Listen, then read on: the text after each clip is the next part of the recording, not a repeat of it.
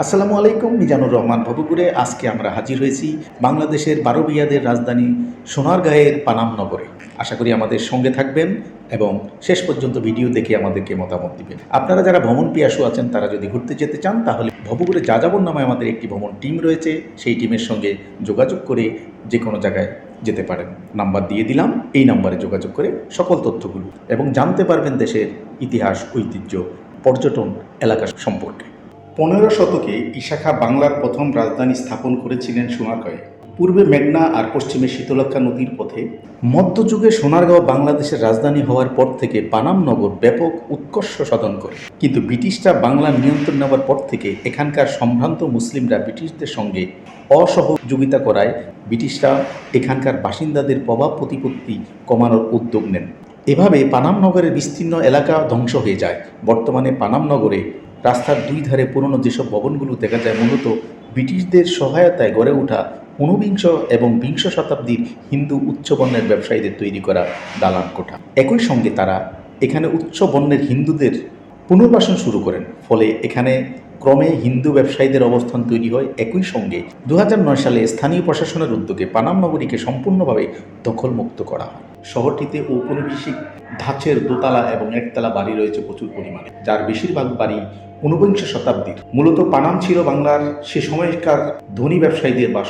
অতীতে ব্যবসায়ীরা, অনেক ব্যবসায়ী যারা ব্রিটিশদের সঙ্গে সহায়তা করেনি, তারা ক্রমে এ এলাকা ছেড়ে অন্যত্র চলে যেতে বাধ্য।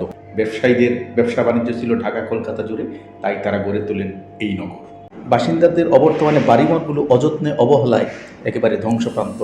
পানামনগর নারায়ণগঞ্জ জেলার সোনারগাঁয়ে অবস্থিত একটি ঐতিহাসিক প্রাচীন শহর।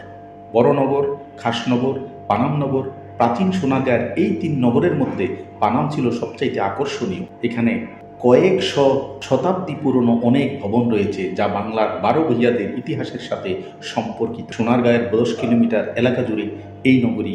সোনারগাঁ লোক কারু শিল্প জাদুঘর থেকে উত্তর দিকে হাঁটা পথে পৌঁছানো যায় এই অর্ধচন্দ্রাকৃতি পানাম নগরী। ছিঁড়ে চলে যাওয়া পানাম সড়ক, আর সড়কের দুপাশে সারি সারি আবাসিক একতলা এবং দ্বিতলা বাড়ি ভরপুর ছিল পানাম নগরে।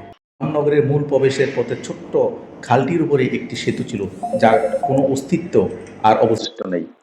অযত্ন আর অবহেলায় পানাম নগরের রাস্তা বাড়িঘরগুলোতে শেওলা ধরেছে।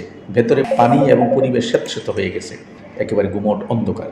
বাড়িগুলোর দেওয়াল গজাচ্ছে, গাছপালা, অনেক বাড়িঘরের ভিতরে ঢুকে গেছে গাছের শিকড়। অনেক ঘরের চৌকাঠ, রেলিং খুলে পড়েছে।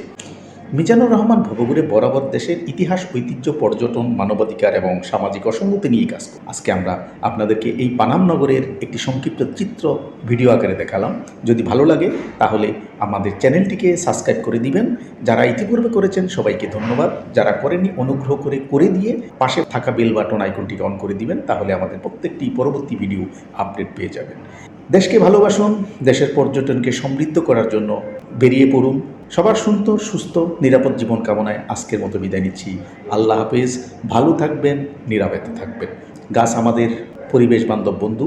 গাছ লাগান, পরিবেশ বাঁচান। ধন্যবাদ সবাইকে।